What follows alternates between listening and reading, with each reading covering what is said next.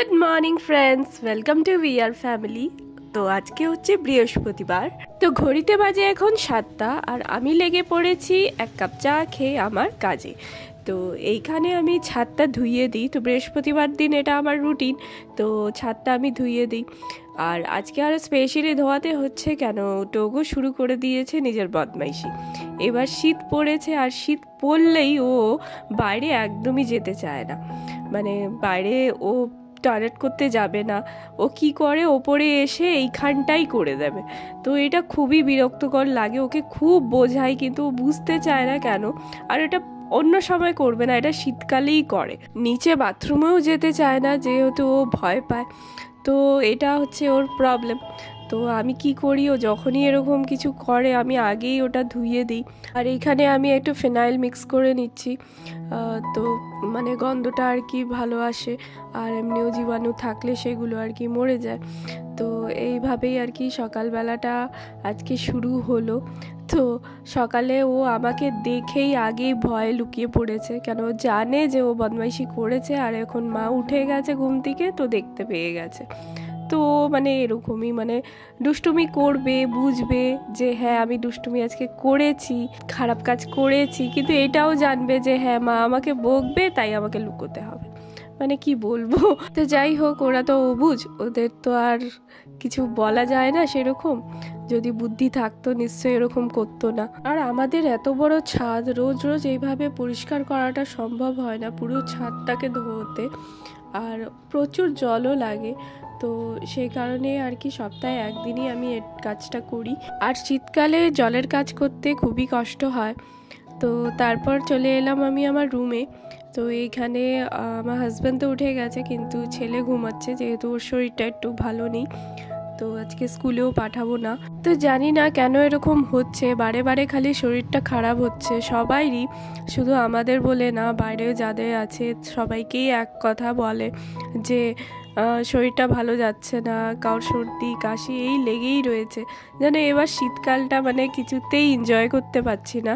তো ডিসেম্বর আসা মানেই আর কি ঘুরতে যাওয়া। তো আগে যেমন আমরা প্রতি ডিসেম্বরে কোথাও না কোথাও বেরোতে যাব সেটা প্ল্যান করতাম, সেটা নভেম্বর থেকেই স্টার্ট হয়ে যেত প্ল্যানিংগুলো, যে এখানে বেড়াতে যাব, ওখানে পিকনিকে যাব, একদিন ওখানে ঘুরতে যাব। তো অনেক নানান রকমের প্ল্যান শুরু হতো।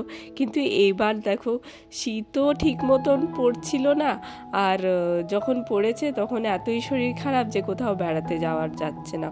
আর তোমাদের বলে দেই, এই যে ম্যাটটা কিনেছিলাম আমি বাজার কলকাতার থেকে, তো এটা একটা ভেলভেট ম্যাট। আর খুবই মানে বাজে এক্সপিরিয়েন্স বলতে পারবো। মানে ধুলো বলো কিছু পড়লেই আটকে যায়, মানে একটা সুতো যদি পড়ে সেটাও আটকে যায়। তো খুবই বিরক্তকর, মানে হাত দিয়ে যতক্ষণ না টানো ততক্ষণ বেরোবে না, ঝাড়লেও বেরোয় না। তো এইটা নিয়ে তো আমি খুবই মানে ডিসঅ্যাপয়েন্টেড হয়েছি। তো যাই হোক, এখন নিয়ে তো ফেলেছি, ইউজ তো করতে হবে। তো আমি তো বাইরে তো একদমই রাখতে পারছি না, কারণ বাইরে প্রচুর ধুলো, আর একদিনে পুরো ম্যাটটা আর কি সাদা হয়ে যাচ্ছে। আর আমাদের তো টোগো আছেই, তো টোগোর ফারগুলো সব এর মধ্যে আটকে যায়, তো খুব বিরক্ত লাগে। আর ওদিকে ছেলে উঠে গেছে ঘুম থেকে।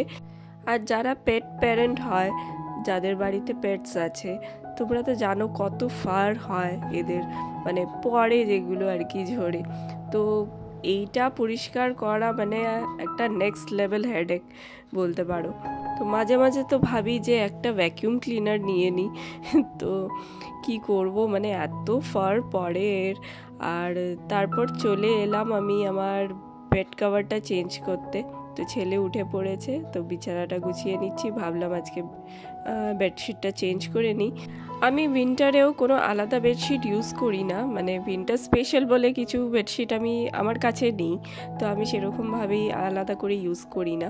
এই কটন বেডশিটগুলো ইউজ করি, তো কোনো অসুবিধা হয় না।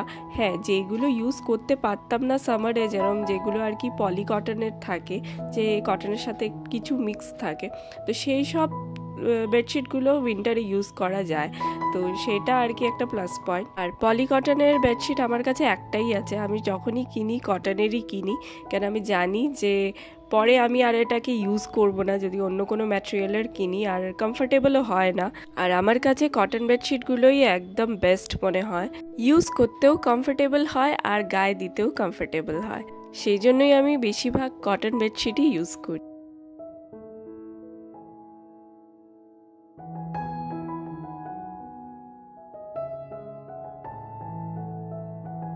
তো এইখানে আমি টোগোর ব্যবস্থা করতে চলেছি।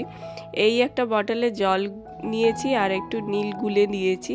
তো শুনেছি নাকি এরকম করলে আর কি কুকুররা বা বিড়ালরা যেখানে বারবার টয়লেট করে সেই জায়গাটা আর করে না। তো জানি না এটা কি আছে ম্যাজিক, কিন্তু কাজ হয়, এটা আমি আগেও করে দেখেছি আর সত্যি কাজ হয়। আর এই জায়গাটায় আমি একটা গাছ রাখতাম, সেটা হচ্ছে এটাকে আমাকে সরিয়ে ফেলতে হলো, কেন বারবার এর ওপরে ও টয়লেটটা করছে, তো গাছটা মরে যাবে।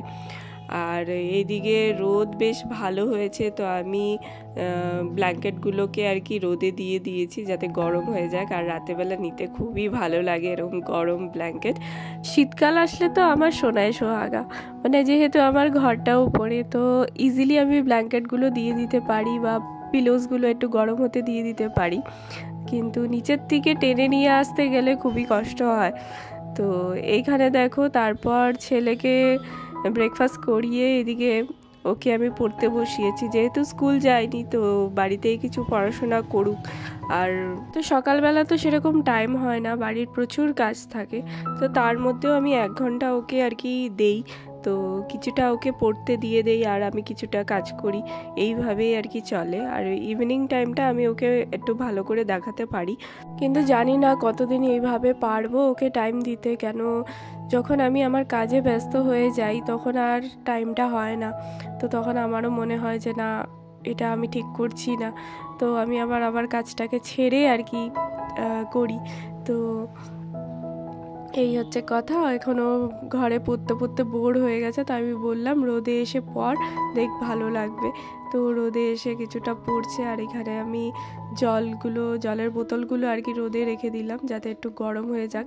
আর যেহেতু সারা রাত ঘরের ভেতরে ছিল, পুরো ঠান্ডা কনকনে জল, গরম জল ছাড়া তো খাওয়াই যাচ্ছেই না এখন।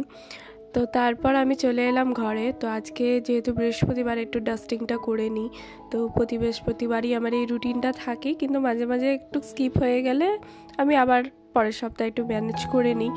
তো এই হচ্ছে আমার রুটিন, তো যাতে আর কি ধুলোটা একটু কমই থাকে। ওপরে ঘরের প্রচুর ধুলো পড়ে, জানি না কারণটা কি, কিন্তু ভীষণ ধুলো পড়ে, মানে একদিন ডাস্টিং করলে তার পরের দিনই আমি দেখতে পাবো যে হালকা একটা লেয়ার পড়ে গেছে ধুলো। জানি না ওপরে ঘরে এত ধুলো কেন পড়ে, মানে আমাকে 2 দিন অন্তর অন্তর ডাস্টিং করলে তাহলে হয়তো আমি ধুলো দেখতে পাবো না, যেহেতু আমি 1 সপ্তাহে 1 দিন রুটিনটা রাখি, তো সেই কারণে আর কি ধুলোটা থাকে। তো কি করব, পসিবল তো না যে 2 দিন পর পর পরিষ্কার করি। আর দেখো আলমারিটার গায়ে পর্যন্ত ধুলো হয়ে গেল। আমি একটা ডার্ক ডিপ কালারের আলমারি নিয়েছি, ভাবলাম বেশ ভালো লাগবে দেখতে, কিন্তু ধুলোর কারণে কিছুই ভালো লাগছে না। আর সকাল থেকে আজকে মানে এতই কাজ করেছি যে এখন আর মানে খিদেও পাচ্ছে না। সকালবেলা ব্রেকফাস্ট করিনি, এত কাজ করছি, তো এখন প্রায় বাজে 10:30, কিন্তু আমার কোনো খিদেই পাচ্ছে না। তো এদিকে কম্পিউটার ইউনিটটাও পরিষ্কার করে নিচ্ছি। তো মনিটরটা অনেক দিন ধরেই পরিষ্কার করা হয় না, জাস্ট একটা শুকনো কাপড় দিয়ে আর কি ডাস্টিং করে ছেড়ে দিই। তো আজকে ভাবলাম একটু ক্লিনিং এজেন্ট দিয়ে আর কি পরিষ্কার করি, যাতে একটু স্ক্রিনটা পরিষ্কার থাকুক। তো এটা আমি মাঝে মাঝেই করি। আর এদিকে ছেলে চলে এসছে, ওর পড়া হয়ে গেছে, তাই আমাকে বলছে এবার ও খেলতে যাবে। তাই আমি বললাম যে বইটই গুছিয়ে তারপর যেতে। আর এইদিকে দেখো ছেলে রোদে বসে পড়েছে বলে সানগ্লাস পরেছে, মানে আমি আর কি বলবো, ওকে দেখে আমার এত হাসি পেয়ে গেছে। তো যাই হোক, তারপরও চলে গেল খেলতে নিচে, আর আমিও চলে এলাম নিচে। ব্রেকফাস্টটা করে রান্নার জোগাড়ে লেগে পড়লাম। আজকে হবে এই যে কচুরলতি চিংড়ি মাছ দিয়ে, আর এখানে ব্রকলি এনেছে আমার হাজব্যান্ড। তো আজকে ব্রকলিটা খেয়ে দেখবো কেমন কি, শুনেছি খুবই ভালো, খুবই প্রোটিনিয়াস নাকি। আর এদিকে হবে মাছ, তো মাছটা কালকেই এনে রেখে দেওয়া হয়েছিল ফ্রিজে। তো এখানে কচুরলতিটা চিংড়ি মাছের সাথে করছি, আর কচুরলতিটাকে আগেই আমি একটু সেদ্ধ করে নিয়েছিলাম, তো জলটা ফেলে দিয়েছি। তারপর এটাকে এবার সর্ষে বাটা দিয়ে ভালো করে কষে নেব একটু, তারপর চাপা দিয়ে 5-10 মিনিটের জন্য রেখে দেব। তো আগে জানো তো এইটা আমি একদমই খেতাম না, আমার একদম ভালো লাগতো না, কিন্তু বিয়ের পর যখন নিজের হাতে বানালাম আর এখানে এসে যখন দেখলাম যে সবাই খায়, তারপর আমিও খেতে শুরু করলাম, বেশ ভালো লাগলো। তো আগে জানি না কেন পছন্দ হতো না, যেহেতু এটা একটু স্লিপারি ব্যাপারটা থাকে, সেই কারণে হয়তো আমার একদমই পছন্দ ছিল না। আর তারপরে বসিয়ে দিলাম মাছটা। তো মাছটা দেখো এখনও বরফ হয়ে রয়েছে, কিন্তু আমার কাছে আর টাইম নেই এটাকে রেখে দেওয়ার। আর এইদিকে পাশে করছিলাম ব্রকলি ভাজা। তো যখন আমি ফার্স্ট টাইম ব্রকলি দেখি বাজারে, তখন আমি ভেবেছিলাম এটা কাঁচা ফুলকপি, মানে ফুলকপিটাকে কাঁচা অবস্থায় হতো পেরে দিয়ে চলে এসছে। এখন মাঝে মাঝে ভাবি আর হাসি যে আমি কি ভেবেছিলাম।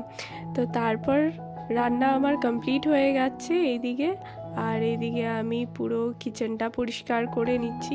তো বৃহস্পতিবার দিন একটু কিচেন পরিষ্কার করতে একটু টাইমটা বেশি লাগে, কেন পুরো উপর থেকে আর কি র্যাকসগুলোর থেকে পরিষ্কার করতে হয়, সেরকম আর কি টাইমটা একটু বেশি লেগে যায়। তো আগে তো আমি নিচের ফ্লোরটা পর্যন্ত ওয়াশ করতাম, কিন্তু এখন আর করি না, যেহেতু ছেলে স্কুল থাকে আর স্কুল থেকে আমাকেই আনতে যেতে হয়, তো সে কারণে আর এখন করা হয় না। এখন যখন প্রয়োজন মনে হয় তখন করি। আর এইদিকে যেইগুলো আমি জিনিস বেশি ব্যবহার করি রান্নায়, যেরকম নুনের কৌটো, তেলের কৌটো, সেইগুলোকে আমি ভালো করে মুছে রাখি, যাতে এতে তেল হাতগুলো না থাকে।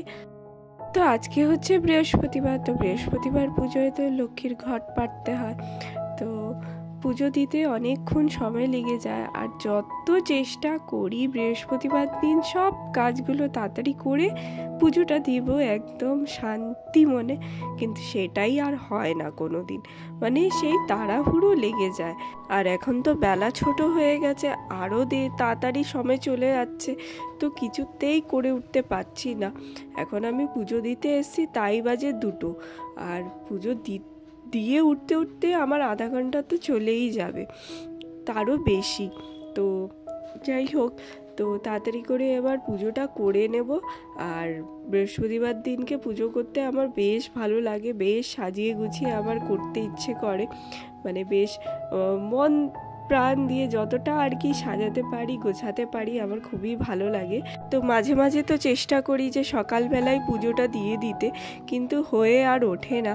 আর এখন শীতকালে তো সকালবেলা মানে পুজো দেওয়া খুবই আর কি টাফ হয়ে যায়, কেন স্কুল থাকে, তারপর শীতকালে অনেক কাজকর্ম থাকে, সেইগুলো করার এক্সট্রা আলাদা টাইম লাগে, তো তখন আর হয়ই ওঠে না।